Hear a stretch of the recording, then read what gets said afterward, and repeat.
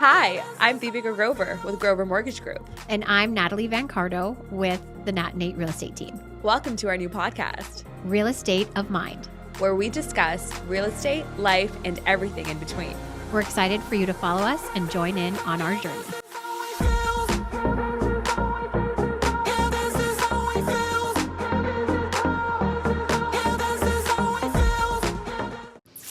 Hi, everyone. Back to the pod. Welcome back, Real Estate of Minders. Oh, I like that. How has everyone been? We hope you've been amazing. How have you been? Overall, good.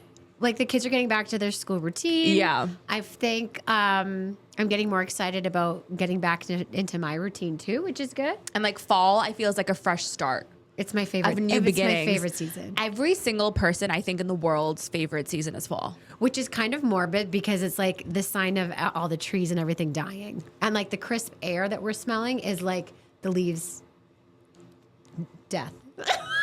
What? It is. That's why. No, I didn't know that. Yeah. Like when you go outside and you smell like that fresh crisp air, it's actually the leaves dying. No, but it's the most like prettiest season in terms of colors. It's so pretty. I love to bake, so like this is pie season. And like wearing like cozy clothes. I love wearing my sweatsuits and like not having to wear like shorts all the time. Yeah, I love sweater weather. It's my favorite. Oh my gosh. I can't wait to break out all my sweatsuits. I can't wait to wear, like my parkas. Yeah. Well, I'm not going to be wearing a parka in fall. Do you have like any traditions for fall? Or like something you look forward to doing? Well, I'm a fall baby. Like my birthday's in October. Oh, which is, you have a trip coming up. And I'm going to Asia for my 30th birthday and my brother's birthday as well. We're 11 days apart. So he's October 1st and I'm October 12th. So we're going for like a joint birthday excursion this year. Awesome. Very excited. I'm jealous. Like all the places you're going to, I'm like, I want to go. No, this one's going to be a big one. This one's going to be a big one. Yeah. Yeah. By the time this comes out, I will be in Bali. Oh. I need pictures. Yeah. And like, tell me what the food tastes like. Oh yeah, I'll send you pictures. So like I look forward to like apple picking, and we always do like the past 4 years we do Chudley's, which is like my favorite spot. I love Chudley's. I'm obsessed with it. We did that last year. Yeah, it's so magical. I still have to do like their after hours with the porch. I've never done that yet. But yeah, it's like my favorite time. We do apple picking as well. Now that you're bringing that up, we've been doing apple picking for the past it hasn't been a tradition ever since I was like younger or anything, but for the past few years we've been doing it, and it's so fun. It is getting the hot apple cider, picking and the apples are always so fresh and so good. Yeah. And I like tasting the different varieties and like picking out which one I like. Oh, it's such a fun activity. It's so fun. Yeah. And then just like going pumpkin picking too. Yeah. Just all of it. Carving pumpkins. Me and my neighbors we have like an annual pumpkin carving contest. Cute. Where we carve like pumpkins, and then we make like everybody decide which one they like the best. I think I won last year. Nice. But no, it's a fun time of year. It's such a fun time. Yeah. Your kids probably like pumpkin carving. They do, yeah. Or do you let them do it because like they're so young? Like they like to carving? Like pull out all the insides and fair. stuff, and then I like separate and roast all the seeds. Mm-hmm. So yeah, it's good. I used to be like Nathan and I used to be really into carving pumpkins when we had no kids. Now I'm like, you can do that. I got no patience for that. No, anymore. fair. And amongst all the other things you have to do, I'm sure you don't want to carve pumpkins. It's an exciting. Are you a Halloween person? Do you like Halloween? I don't hate it. It's not like my favorite. I was directed by my children to make our house very scary this year. Ooh, I want to come to your house. It's too cutesy. And I'm like, you're 6. Like, what do you know? It's so expensive. And like, we've gone to Home Depot and she's like picking at all these like horrible, huge things that are like gory. I'm like, I don't even want to go to my house. Like, that's not what I want. Wait, that's fine. I'm going to come to your house and see what it's like. It's going to be like a very low grade scary. I'm not going all crazy, but I was directed that I have to. Yeah. What are your kids going to be for Halloween this year? Joel wants to be a police officer. Eliana wants to be a burglar. Or something. I mean, that's kind of like a couple's costume. Oh it goes together, right? I didn't connect the two. Oh my God. Wait, you should do a cute picture of like her with like handcuffs behind her back and like Joel like putting the handcuffs on her. That would be so cute. That would be so cute. Yeah, so I have to go find them. But yeah. Hopefully she Why might does she change want to her be mind. a burglar? That is hilarious. I don't know. Like, she's been she doesn't want to be saying like a princess or anything. No, she's done it. the last couple of years she was a witch. Like I think she is like really into, this is her season is Halloween. Burglar? Can't say I ever was a burglar. Can't say. Yeah. But I was a witch. Like, I think my favorite costume as a kid was a witch. I was a witch like 8 years in a row or something. My mom's like, can you do something else, please? I was the Pink Power Ranger probably like the same amount of times. It was the Pink Power Ranger? Yeah, oh my God. Yeah. Anyhow. Okay, well, let's get into our topic for the day. Today we wanted to talk about, similar to building a custom home versus buying a custom home topic that we did. Today we wanted to talk about renovate or locate, making the right choice for your home. Mm-hmm. So this is going to be about people who, it's kind of like Love It or List It, if you guys have seen that. Should you renovate your home and make it a space that you love? Or should you just give up that dream and just go find something that's already been done for you and that you love? Yeah. Right? Mm-hmm. So common scenarios where this comes into place is if you've outgrown your current space, lifestyle changes, like either you're upsizing or downsizing, outdated design, job relocations, or needing structural repairs. Just to interject, like this is a conversation that I probably have with majority of sellers. Like we kind of go back and forth and debate it. If they really like their home or they really like their neighborhood and like, is this possible to make it work? So it's just renovate it. This is a common thing that we always come up against. No, it comes up a lot because it is a big decision, right? Like moving is hard. But then also at the same time, I know a lot of people during COVID, because they were inside their home for so long, were like, I can't look at this space anymore. Like I need to do something different. Mm-hmm. So a lot of people were moving because of that. And that's why we had record high sales during COVID. But at the same time, renovating can also be a good idea as well. Okay, so option 1, renovate your current home. So the ways you can do this is by maximizing your existing space. So adding extra rooms, finishing basements, updating layouts, improving functionality. You can probably speak on this some more. Yeah. So a lot of people, they either something in their home is not functioning. So it could be their kitchen. A lot of times the kitchen isn't big enough, especially if you have a growing family. Yeah. So is there options in the home that we can take from a different room to increase that space or change the layout?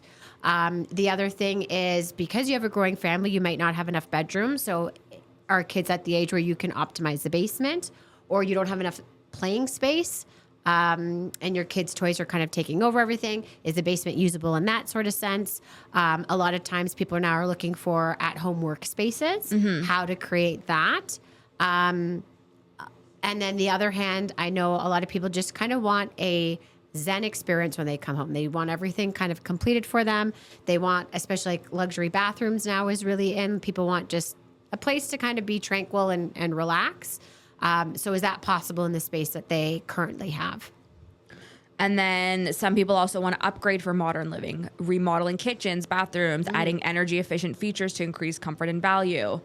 Yeah. Another thing that you touched on earlier, neighborhood. If you love your current neighborhood, school district, or community, renovation can preserve these benefits. Yard space too. Like the only reason I would move out of our neighborhood is because of our yard space. 100%. Yeah. We have like 3 centimeters squared of like backyard. Yeah. It's really not enough. I miss big backyards. I miss big backyards too. I hate that the developers these days are just So the house that we came from, we were very spoiled because we were very deep and we backed onto a ravine. So tons of trees and wildlife. And then we came to this, which there's so many other benefits of being in a new subdivision that has lots of young kids. But like, especially the summers is when I feel like, oh my God, I need a big backyard. Yeah, I miss having a big backyard. Especially like my brother has a dog and they come over all the time. And I mean, our backyard is bigger than his backyard because he's in a semi-detached. So at least we like it's a bigger backyard for her. But I was like, I wish I had like an acre of land so she can like run around it. And your dogs too, right? You have dogs too. Yeah. They're small now. So. But they're small, so they probably don't need as much space, customizing to taste, personalizing your homes to your needs without the hassle of moving, packing, or adjusting to a new area. And then, the other thing to just know, like we have a conversation with is, especially if you have like aging parents and you're trying to make the home conducive for them, is it possible in their space? Because their range of motion is going to be limited. Stairs is a big issue. So that's a good one. Yeah, it's There's a lot of people who actually now are putting rooms on their main floor, like converting their either their living or family room, because a lot of people don't need both. So they can convert their living room to like a bedroom downstairs for their parents, right? Yeah. Yep. Okay, so pros of renovating your current home. Staying put. As I said, you avoid the disruption of moving and maintain connections to neighborhood and local services. For the first time in my life, I love our neighborhood. Like, I love my neighbors. I love our street that we live on. Mm-hmm. I think it's been a really positive change for my parents as well because of we have a lot of Indian community in our neighborhood, and we are all really good friends, and it's just someone to lean on who lives on your street is huge, and we never had that before for 20, 25 years. So I love that about my neighborhood. Increased home value is another pro. So a well-executed renovation can significantly boost your property value, which is true. To add to that, I'm going to be like the devil's advocate as usual. You may be in a neighborhood, like if you're in a specific type of home, say a townhouse or a semi, you're going to max out at a certain level. So if you're hitting that max out threshold, then it's good to consider moving. Really? So, fair. Because based on like comparables, you're going to hit a ceiling of like, this is how much you're going to be able to kind of get for your house. True. That's true. Or you're going to appreciate a lot slower than if you transitioned into a detached. Yeah, because like there's not going to be like a $3 million house if all the other houses are like $1 million, right? Like that's not going to happen. Okay, that makes sense. Customization. So tailor your current home to your exact needs and tastes without the limits of finding a new one. It's cheaper than moving sometimes. Renovations may cost less than purchasing a new home, especially when considering realtor fees, closing costs, moving expenses, and mortgage fees sometimes as well. Familiarity, no need to adjust to a new neighborhood or commute. Those are the pros. Cons are unexpected costs. So renovation budgets, like we talked in our last, we talked in on the other episode. So unexpected costs. If you are living in a older home, and I'm saying like 70s, 80s, even some 90s, you're going to have to do things to make your home more energy efficient, where newer houses or homes that have already been renovated for you have already done that. Yeah. So this is windows, furnace. This could be your insulation, which a lot of people don't think about. And there's a lot of hidden costs that you're not going to think are a big deal or not going to actually consider. But when you're actually in the renovation, they add up really quickly. Really quickly, like we talked about in our other podcast, really quickly. So temporary disruption, which we also talked about, living through construction, dealing with contractors. Remember when you were like, I was working literally outside of my house in my car while you were getting your renovations done. So that's something that you need to be okay with. Exactly. Yeah. Limited by structure. Older homes may have structural limitations that prevent significant changes or add-ons. That's true. Especially your neighborhood may, like if you want to do an extension, your neighborhood may have a limit as to how much you can build, how high you can go. Also permits. Like you have to get permits for all that stuff too, right? You're going to have to get permits for everything, that takes a while. Yeah. No location change. So if your area is declining, like Natalie, you were just saying, or your commute is too long, renovations won't address these issues.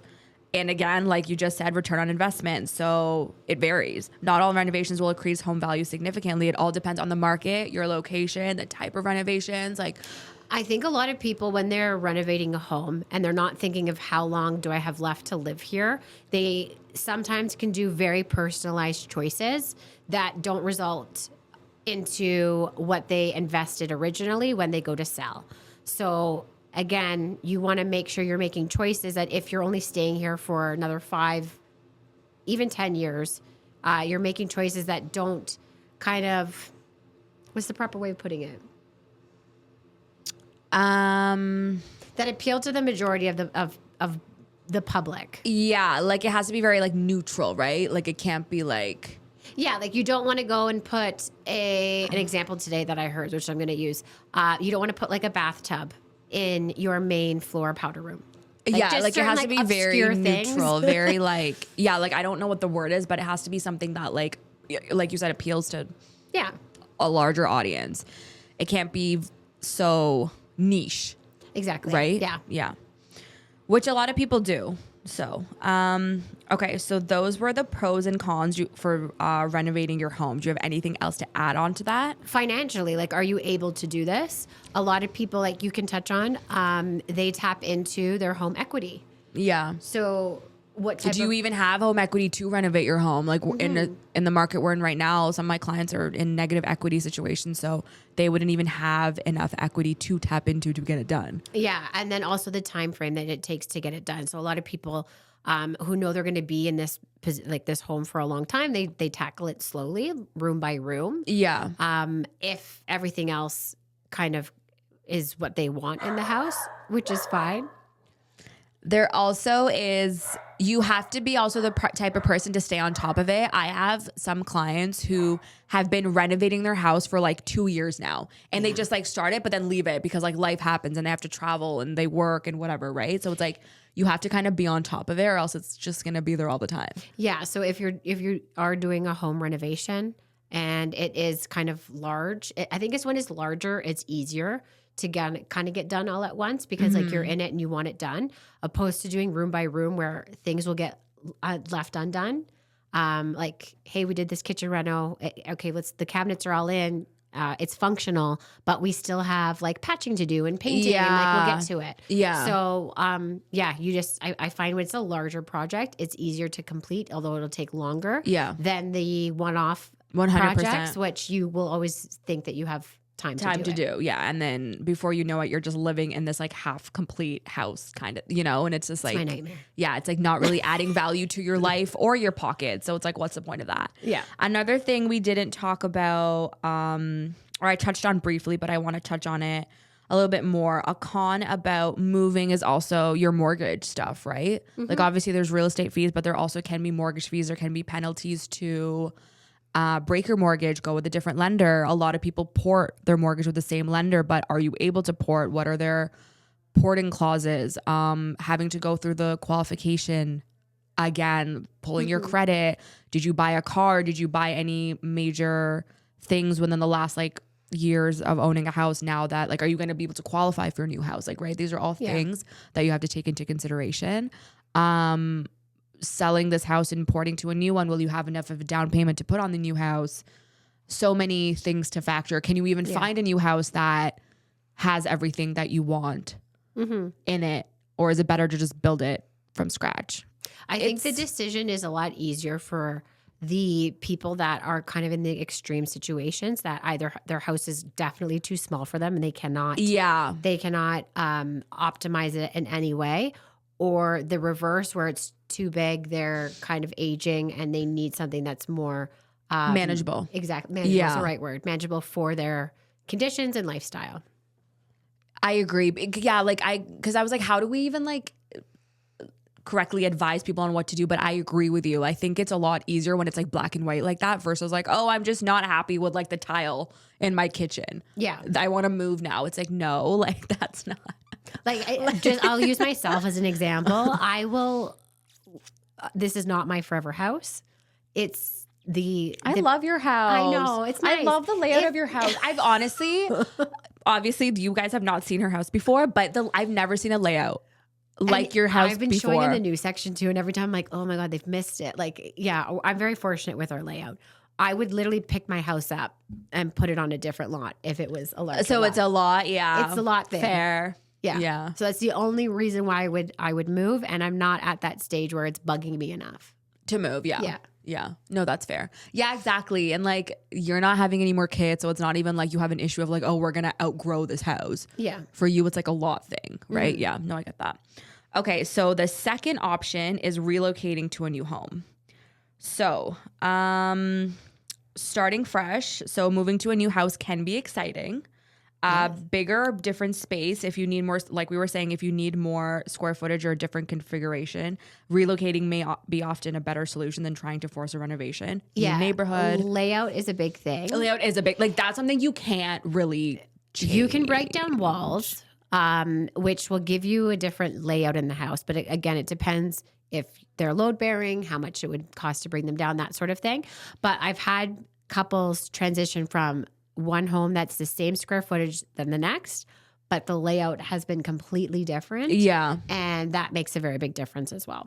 So to that point, I agree, because my family just moved from a house in Waterdown to another house in Waterdown 5 years ago, right? Like we literally moved 5 minutes down the street, and it's not like we needed more space. We actually needed less space because my brother and my sister-in-law moved out of the house. So it went from 6 to 4.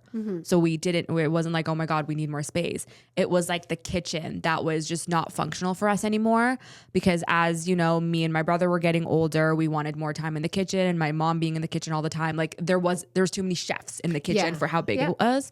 So that's something we talked about for 20 years when we lived in the house. We were like, how do we make this kitchen more functional for us? But like you said, we just couldn't, because the wall was load bearing and it would have just been too much work, and it wasn't worth it at that point. So we were like, okay, let's just move. And so now we moved, and our kitchen is bigger, and it just suits our lifestyle more, and there's more windows, there's more light. Like that other house was very dark. This house has so much light all the time. Yeah, people don't realize the difference that even facing the right way. 100%. 100%. Because now our backyard, like the way we're facing, I think the front of my house is facing south. Yeah, it's facing towards the lake. So the sun in like the afternoon is in the backyard, which is perfect, because like in the summer when I want to tan or whatever, I can do that. In my other house, the sun was in the front all day, and like it was dark in the back. Yeah. So it was like, you want to hear a weird thing? So every house that Nathan and I have bought together faces the exact same direction. What? And like on purpose? Not on purpose. Not on purpose. We always face east. So, right? So we get the sun in the back at night. You're facing east. Yeah. Yeah. Yes. No. No, you're facing east. Yeah. No, you're facing east. Whichever way it is, it's always because okay, I'm facing south. Like this is the lake. I'm facing south, and you're facing this way. Yeah. Okay. So that your home is okay. Yeah. That makes sense. Yes. So I do face east, and then we always get the sun in the afternoon. So we always get great sun. Yeah. And then I've done something like with your birthdays and stuff. What way you should which way you should face. Yep. And it's that way. And it's just weird because I've never bought a house based on its direction. It just kind of happens that way naturally. Interesting. Yeah. Wait, that's kind of like, I like that kind of stuff. Isn't it cool? I don't know. It's kind of like, like destiny. Like it's like that's good what things. I think too. Yeah. I'm like, oh, cool. I didn't realize. That means like your houses have always been like, I don't know. I think I take it as a good sign. Yeah. I've had clients that are specific. Like I will find them the perfect home. And if it does not face the right direction, it is completely off the table. Or I know people too that have to like have their bed facing in a specific direction in the room as well. Yes. Right? Yeah. Or their prayer room has to be a specific direction. Yeah. Which we have never been like that. But I'm like, is it like a real thing? Like, should I be moving my bed to like, I don't know. I think like you just move your furniture in your room, and like, that's my opinion. But if certain people have really strong opinions with it. Yeah. So yeah, those are like my guidelines, which it makes it a little bit difficult. Yeah. No, 100%. Okay. So the pros are all-in-one upgrade. You can move to a home that meets all of your needs without piecemeal renovations, including size, layout, and location. Yeah. Like the piecemeal renovations, like we were saying, is a big thing. Either get it all done or don't do it. Like don't just leave it. Piecemeal meaning like one at a time. Room at a time. Yeah. Reduce stress. Avoid the disruption of living through a renovation project again, like we mentioned. Just to add, we have a lot of the time where one family member is completely checked out of the house and the other one really loves it. So true. Oh my God. And that's so hard to navigate. Yeah. So it's like, how do we kind of navigate it? And then the other thing is maybe find them something that they like in the house. Like, what do you really like about this home? Because the home in a whole isn't working for everybody, but you may like this one thing. How can we integrate it into the new one? Do you know what I'm thinking about right now as we're talking about this? What? I kind of like drawing a parallel between like this and like marriage. And like, correct me if I'm wrong, but it's like when one person, like for example, like, do you want to stay in the marriage or do you want to leave the marriage? You know what I mean? Like, what do you like about the marriage? Like, can you make it work or should we go find a new person? You know what I mean? Love it or listed husband. Love it or listed husband. Yeah. But whereas like one person's checked out of the relationship versus one person really wants to make it work. Yeah. It happens all the time. Bro, that's so, because But I feel like buying a house is like, it's making a really big decision, right? And some people do take it very seriously. It's like, and you can tell when the people are not on the same page. Yeah. So in those scenarios, it's my job to figure out, okay, what is holding you back? Yeah. Or what's kind of the hiccup here? But I will say I've had instances where I can tell that one spouse really wants this to happen and the other one does not. Yeah. And the sale is not easy. Like there's energy wise, they're sabotaging the sale. And then I have to sit them down and be like, hey, like, let's figure this out. Because there's something holding you, like attaching you to this home, which is not letting us let it go. And God, that's so interesting. I'm very into energy when it comes to selling, which is very weird for some people, but it's a thing. Like I've even had clients who renovated a house and they haven't lived in it and it'd be listed. And because there's no like human energy in there, because it's been like kind of it's empty. Stale. Like even with a new build, when someone's selling a new build house that they've never lived in, you feel like it's you're it's stale. So right. Walking through a pre-built construction, it's so stale. Even so stale. like when you took possession of your new house, 100%. Like, I remember it. Yeah, what's happening here? Yeah, and you have to put the life in it. Yeah. So I've literally recommended for them to like move in there for a little bit while it's listed, and when they did that, it sold. Wow, you're onto something here. I am. Interesting. Okay. Opportunity for a new location. Relocating offers a chance to move to a better area, whether it's for school districts, proximity to work, or lifestyle improvement. So if your main reason of you wanting to move is because you're far away from work, like that's a very valid reason to move. Right? A lot Which of I think people, we're seeing now. A lot of people moved far for work. Yeah. Although they can work from home, they're now being told they have to kind of commute every couple of days to the office. Yeah. A lot. Did you hear Amazon is demanding a 5-day work week again? Like you have to be in office for 5 days a week. So now everyone's like, oh, are the rest of the tech giants going to do the same thing? I don't hate it. I just feel bad for people who got accustomed to not going into work and like moving to the suburbs and now having to like commute downtown every day. But like I'm thinking as a business owner, like to optimize people working and also to create kind of that atmosphere that you want them to be physically there. I feel like if COVID taught us one thing, it was like, do you really need to be in the office to be productive? I don't agree with 5 days. That's excessive. Yeah. I could see like 3 days of the week you need to be here. No, 3 days is fine. Yeah. 5 days is so much. Especially with meetings. I can't even go into the office that much. And I don't even have to be in the office. I don't go to the office, but I'll tell you, if I do like 2 weeks hardcore at home working on my own, I need people. No, you need it for sure. So I feel like it's good in a sense. It has to be a balance. Like the Zoom meetings. No, I don't like that. I can't. I don't like that. I want never pay to see attention. your face. I want to see your interaction. Like again, I'm on energy, so like I need. No, I get that. I don't pay attention on Zoom meetings. Like nothing sticks in my brain. It's on, and I'm literally doing something else. Like doing literally anything else. Yeah, 100%. Interesting. More value for your money. So in some markets, moving might get you more bang for your buck than trying to renovate. True. That's 100%. True. I know a lot of people when our like subdivision was being built, like Mountain View Heights, a lot of people from like Brampton and GTA area moved because they sold their houses for a higher value and then moved here for like a bigger house for less. Right. So that's actually very true. Yep. Potential tax benefits. There may be tax advantages like moving to areas with lower property taxes or downsizing to a smaller, more affordable home. True. Which is our taxes are so high in Hamilton. Don't get me started. Halton has such low property taxes. That's why we need to be a part of Burlington, because we are Burlington. We literally live 3 minutes from Brand Street. Like it's insane. The issue that I have, this is like a side tangent. The issue that I have is that we use all of Burlington's resources. So why aren't we paying taxes to the city that we're using their roads, we're using their highways, we're using their stores, their services, we're using everything. Yeah. So, I don't go to Hamilton. Couldn't tell you the last time I was in Hamilton. Because we're not close to Hamilton. Yeah. We're actually very far from Hamilton. Exactly. We have to go into a highway to get to Hamilton. Where Brand Street is right there. Yeah. That's the next thing. No, anyways. I go to the dentist in Burlington. I get my hair done in Burlington. Like everything. I go to Costco, grocery stores, like everything. My gym is in Burlington. Wild. Anyways, we'll restart the petition to get back to Burlington. Okay, so the cons of moving: real estate commissions, closing costs, moving expenses, potential price differences, mortgage stuff that I just talked to you guys about, Emotional detachment. I think that we kind of covered it with, well, you know what? Leaving behind a home filled with memories. Cute. That's true. I was attached to my old childhood home. I was sad. I was attached to my childhood house. But after selling it, I have zero attachment to No, it's fair. My now house is much, like, I love it way more than my old house, but I was really sad when we were selling that house. I don't have attachments. Like, I can tell you it is from from selling my childhood home. And then also, I think the only one I was attached to was Nathan and I's first house. And that was because we could have stayed there a lot longer and he thought we maxed out. So that's the only two that I would say I was attached to. Anything in between, don't give a shit.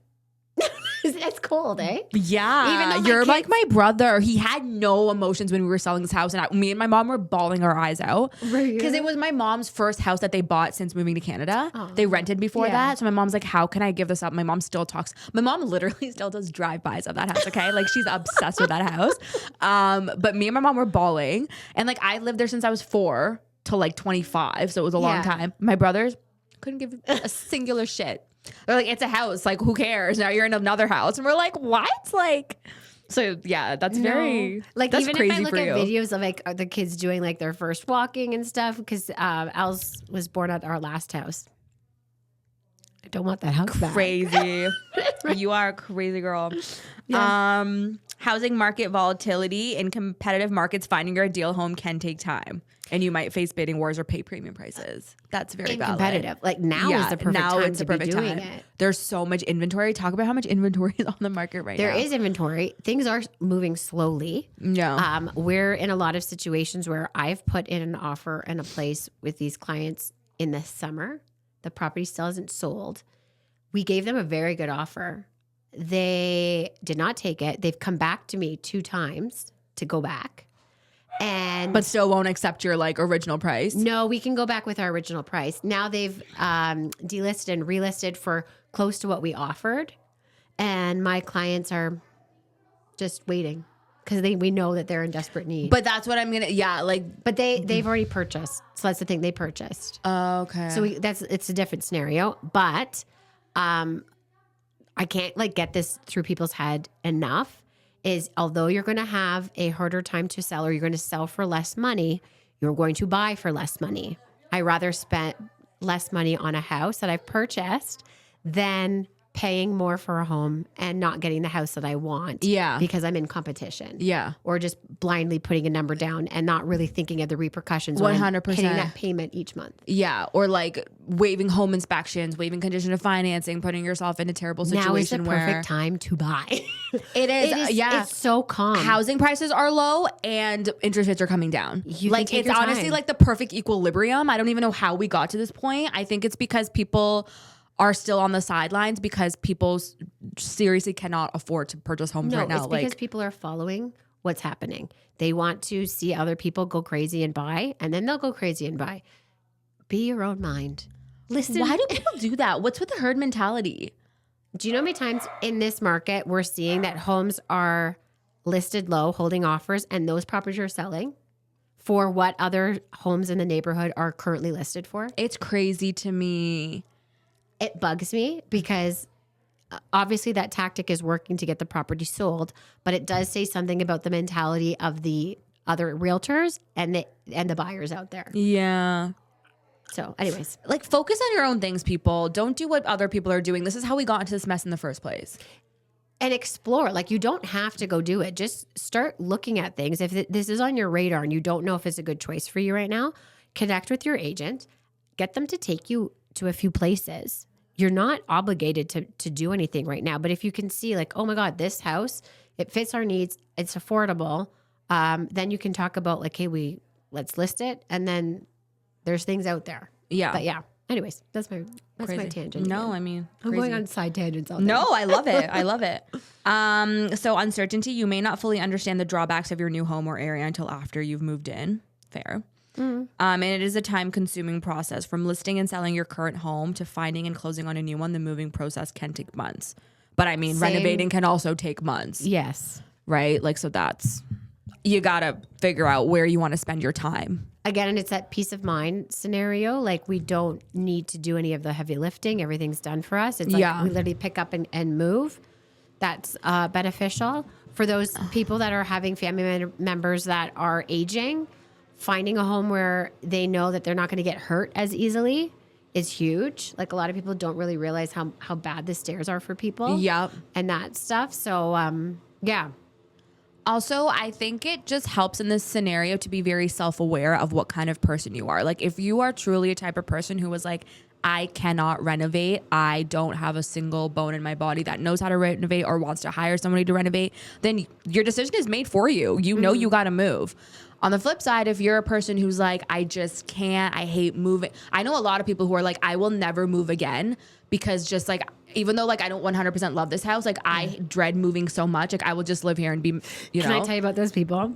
In a couple of years, they call me and say, hey, we're ready. Really? Okay, well. That's the best. I'm sorry. Yeah. Like that you can get over. To me, it's not as painful. Just because we have like the system down, it's not as painful. The painfulest thing for a lot of people is not the actual moving. It's more like decluttering their stuff and going through the things that they are avoidant to look at. Yeah. If that makes sense. No, yeah. And for people, yeah. Because if you're living with just your necessities and whatever else, it's very easy to get up and leave. It's like years of shit that you've just threw in your basement. And people don't want to go through it. And I get that. When we were moving out of our old home, oh my God, the amount of things we threw out, because my parents love to accumulate belongings. And I mean, we all do. It happens very quickly. And you don't even realize. No. I've purged my basement last year. I've just done another purge. I literally in the middle of my basement is a tower of things that need to go to like Salvation Army, whatever. It all needs to go. And it's because either my kids have outgrown it or we're just holding on to it for what? The coming of Christ? I don't know. It needs to go. That's where I'm at. I'm at a purge stage. I do this every it's good. Fall cleaning, spring cleaning. I do a fall clean. Spring too. But that's good. So I gotta do that with my closet. You need to continuously get rid of things. I've become a little bit detached with my stuff in the sense, a little bit too detached because sometimes I'm like, I just don't need this. I throw it out. But then a couple months later, I'm like, I should have kept that. So I'm kind of like to that point where I can't like, there's no like line for me of like, should I keep this or should I not keep this? I'm just like, I don't want it anymore. Get out of my space. Yeah. Like what's an example of that? I don't know. Like, okay, for example, I bought a Dyson Airwrap. And then I had a curling wand, right, before that. I was like, I will never need this curling wand anymore because now I have my Dyson Airwrap. So I threw out the curling wand. There are so many times I go to reach for that curling wand now because I don't want to Dyson my hair or I want a different type of curl. Right? I find the Dyson one doesn't last. The Dyson one also doesn't last, but it's also just a different kind of curl because you do it on like damp hair versus a curl. It's different. And I'm like, what? And now I don't want to go spend another, like whatever, how many ever hundreds of dollars on a curling wand. So I'm like, why did I throw it out? Like, so those things I actually keep on to. I have my blow dryer, and then I have my old blow dryer that was going where it kind of smells like smoke. Ew. I don't use it. Oh my God. Because my drawer is big enough, I just keep it just in case the new one breaks, which is so stupid. But like for those things, I hang on to it because I have the space to do it, which I need to throw it out. No, so I threw out as soon as I got my Dyson Airwrap, I also threw out my blow dryer because it also has a blow dryer, which that blow dryer is amazing. So I don't regret throwing out my old blow dryer. I have a big blow dryer because I use it to curl my hair or diffuse it. Right. I have the Shark thing that you have, the Shark version. Oh, okay, the Shark version, yeah. And then I have this hair one that's like it blow dries your hair and it's a brush all in one, which is the only thing that I use. I know what you're talking about. Yeah. Plus the curling stuff. So I got a few things. You got a few things. But I don't, like, those are I don't get rid of them. For me, like, I'm annoyed because I'm going to Asia soon and I can't take my Dyson Airwrap with me because Dyson, you pay $800 for the product, but you can only use it in the continent you bought it. I took it to New Zealand with me last year for 2 months. It was just sitting there collecting dust, couldn't use it. So now I'm like, God, I don't, because the converter, like you can't, even if you buy a converter to convert the voltage, it won't work in a different continent. It will only work in North America. I didn't know that. I don't have anything now to take with me to Asia. And I was talking to my brother about taking my straightener, and he's like, do you really want to buy like a $100 converter for like a couple days because it's going to be raining there? And he's like, what's the point? Just get like a blowout. And I was like, fine, but it's just annoying. Yeah. Anyways, that was also a tangent. Okay, back to topic. So sorry. Okay, so here are some considerations to help everyone decide what is the best route for them. Mm-hmm. So the first one is assess your financials. What's your budget for renovating versus relocating? Factor in the cost of renovation, moving, closing, and real estate fees. Yeah. So just a lot of people don't really do the breakdown for the cost of moving correctly. When I meet with people, I literally sit down and go through it with them. So like, this is our worst case scenario of what you're going to get for your house. Yeah. I always do things on worst case scenario. We know if we get higher, the equation can fluctuate, but here's your worst case to sell. Here is your real estate fees. Here's your rough lawyer fees, land transfer tax. Mm-hmm. Nobody adds that. Yeah, nobody adds that. If you're moving to Toronto, that's double. And then I always do like a couple thousand for miscellaneous things that will come up through the lawyer of like, you need to pay this, you need to pay that. And then any rental buyouts, because people don't think about that either. So if you have a furnace or AC unit that you did like a rent to buy program for, expect that you're going to have to buy that out when you are selling, because a lot of buyers are not going to take that on because the contracts are not great. If you have a hot water tank rental, that's kind of an average thing that we always assign to the new buyer. That's not something you need to worry about. So put that all in. That is, add your taxes. That's the amount that you have left. How much do you need for your down payment? How much do you want to have in your bank? What's the cost of the new house? And so on and so forth. Yeah. Yeah.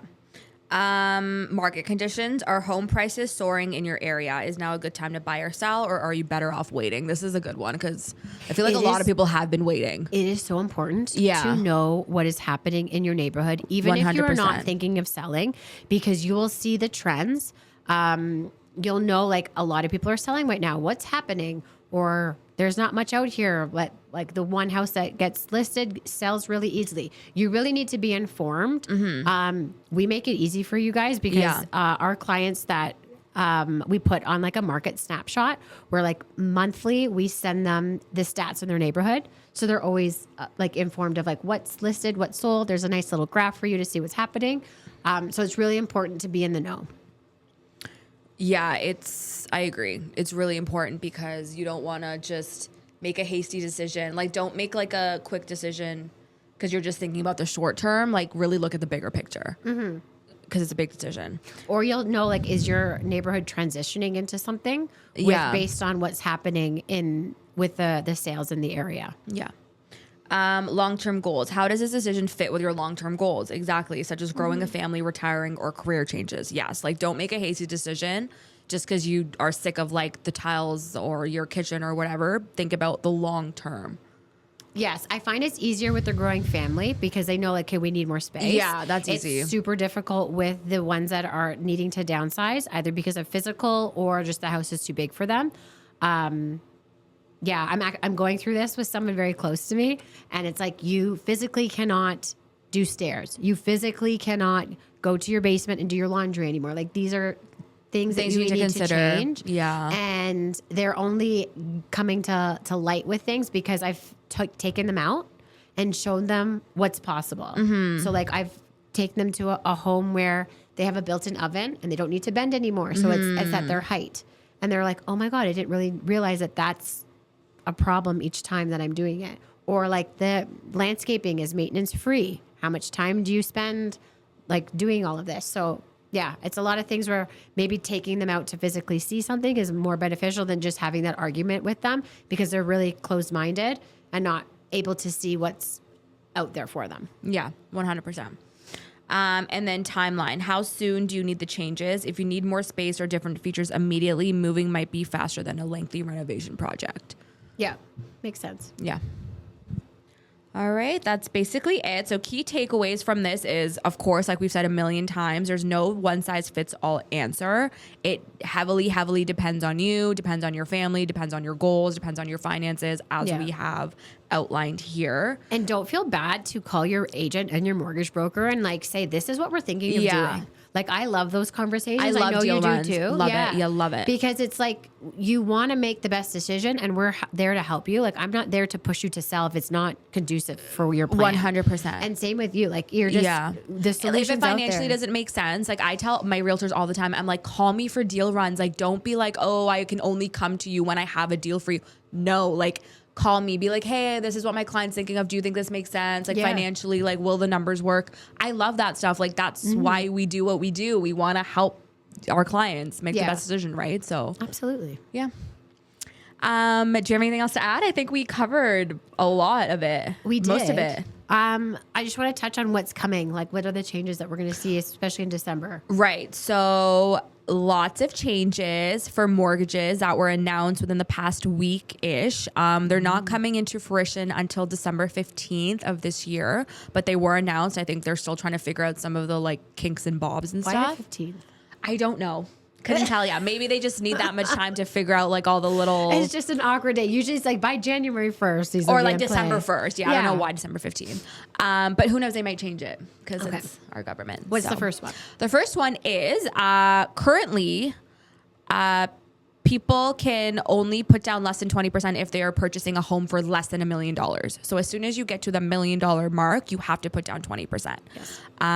If you're purchasing for $999,999, you can put down less than 20%. Now they are increasing that threshold to $1.5 million. Which is huge, especially in this market where it's hard for people to save, and then also find something for less than $1 million, which is so sad to say, but that's the market we're living in. Yeah. Which is why they've made that change. And it's been in like, a lot of people have been asking this for a very long time. Really, really long time. Like this, I think probably more than 5 years, I would say. Like back when I used to work at the banks. Yeah. Yeah. Back when I was like working for the banks as a mortgage specialist, people were asking for this change. And they were like, oh, we'll do it to like 1.2 or whatever, but it just never came to fruition. So I'm glad that they're actually doing it. I thought they were going to announce 1.2, and I was shocked that they did 1.5 because usually they're very conservative. But that just goes to show that they're not seeing our house pricing coming down anytime soon. Also, because Can we say that again slow? No, it's true because our economy relies so heavily on real estate market that like we cannot have it slow down. But that's like, it's bad for the economy. That's what the indicators that you need to be seeing is like, what are government policies? What are they doing to change? One, that's a huge one that's going to show you that maybe prices aren't going to decrease the way that they have thought. Yeah. If anything, now they're trying to make it easier for people to purchase homes without having to save, the $200,000 for the 20% of $1 million home. But like disclaimer, we're not economists. This is just our take on it. Yeah, for sure. But yeah, like so it was a long time coming. It's going to give buyers more purchasing power. We still don't know what the minimum down payment requirements will be because currently it's up to $500,000. You can get away with putting down as little as 5%, which is $25,000, and then every $100,000 over the $500,000 is 10%. It's a whole thing. We don't know what that's going to look like for the next $500,000, right? From the million to the $1.5 million point. I think that's why they're taking some time because they are still trying to like figure out all that stuff. Fair. The next thing, which has already started in August or end of July, I believe it was. First-time home buyers only that purchase pre-construction from builders, like newly built homes, can do a 30-year amortization instead of a 25-year amortization, which this was huge and a very positive change because it helps you qualify for more because your payments are lower, right? We can stretch it for another 5 years. But we were all like, why is it only for pre-construction homes? Why isn't it for resale? So I guess the government listened to us. And now as of December 15th, it's also going to be a 30-year amortization for all resale homes. So all first-time home buyers, regardless of what property you're purchasing. Which I'm interested why they did the new build first, but I'm glad that they've pivoted and said any house that you buy. It was weird that they did the new build first because it's like we're already having such like a supply issue with new build, and now you're just making it so people want to buy new builds more, but the developers are already having a hard time keeping up with demand. I think they wanted to appease, it's like what? I think they wanted to appease the new builds. And then they realized, okay, that's not helping. No, that's really making the situation worse. Yeah, no, I'm glad they're doing it for everybody. Yeah, they're doing it for everybody, which is great. It's really going to help with purchasing power. It's really going to help, people who have been on the sidelines for a long time to help qualify. I don't know if you'll know this answer, but when they go to renew, are they still able to have the 30-year amortization, or does that get down to 25? No, so it will always decrease. Okay. If it's just a straight renewal, then it's going to decrease by whatever term you took. So if you took a 3-year term, it'll be to 27. If you took a 5-year term, it'll be to 25. The only time it will re-increase to 30 is if you refinance and you re-push it back up to the 30, right? Yeah. But will they have that option? Yeah, always. As long as there's enough equity in the house. Yeah, for sure. Or as long as you're moving to a different lender and you're wanting a higher amortization, you can do that for sure. Yeah. Cool. Yeah, that stuff stays the same. It's just better rates now available because right now for us, insured and insurable rates, which currently is 25-year amortization, is a lot better than 30-year rates. So now it's good because I think all those rates will probably be the same now. Don't know how that's going to work, but...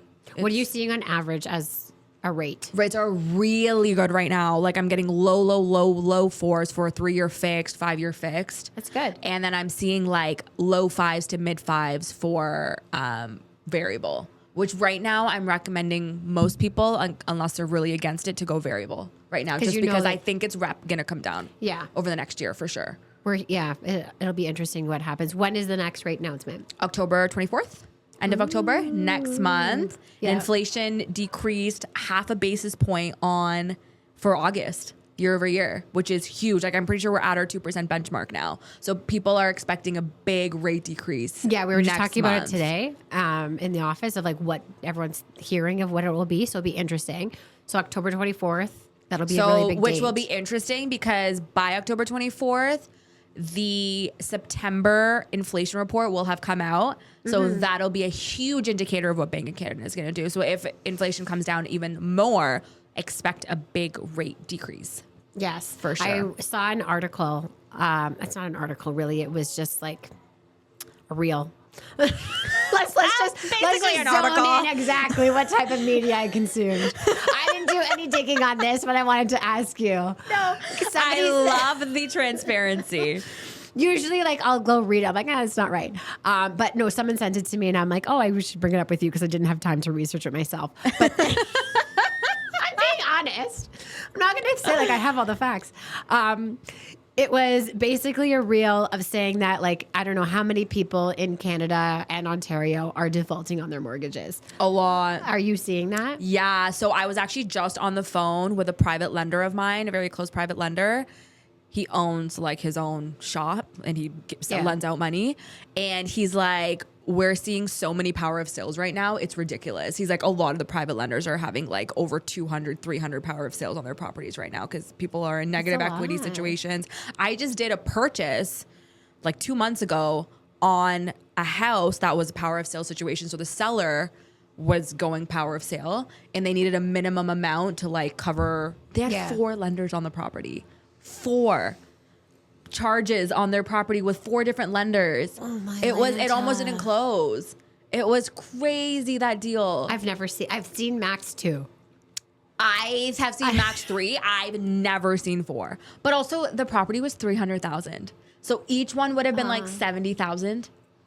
So it may be that we're going to come to see where power sales are at a different value point than previous, because before you wouldn't be getting a deal with power sales. No, like a lot. Now we would, maybe it's beneficial now to start looking there. Yeah, it's a lot of people are in a power of sales situation. A lot of the agents on my team are even dealing with the same thing. It's crazy. That's wild. Yeah.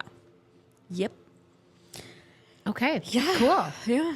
New things to look forward to.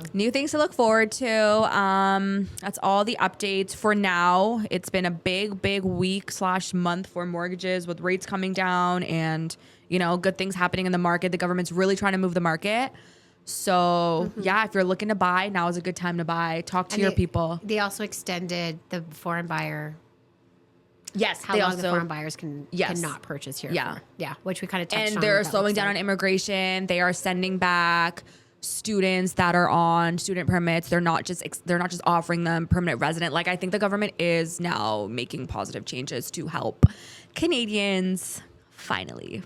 And that's where we'll look at it. All right. Well, we'll touch back after your trip. Yes, absolutely. Yay. I want all the juice. Thanks everyone for, you will.